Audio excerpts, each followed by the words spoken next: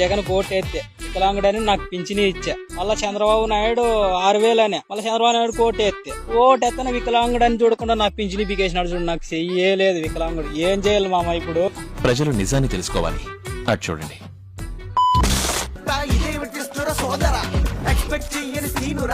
నటనకు నవత తరగని యువత నీరస హృదయం రాయని కవిత అభినయ సిరిగా. ఇప్పుడు ఏం చేద్దాం మనం? ఇసుక్కోవడమే.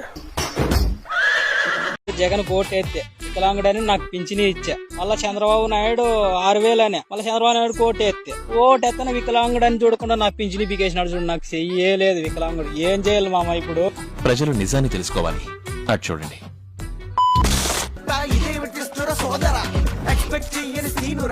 నటనకు నవత తరగని యువత నీరస హృదయం రాయని కవిత అభినయ సిరిగా.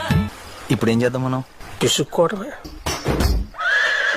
జగన్ కోటేస్తే వికలాంగుడని నాకు పింఛని ఇచ్చా. మళ్ళా చంద్రబాబు నాయుడు 6,000 అనే మళ్ళీ చంద్రబాబు నాయుడు ఓటెత్తన వికలాంగుడని చూడకుండా నాకు పింఛని బిగేసినాడు చూడు. నాకు చెయ్యలేదు వికలాంగుడు. ఏం చేయాలి మామ ఇప్పుడు? ప్రజలు నిజాన్ని తెలుసుకోవాలి. అటు చూడండి.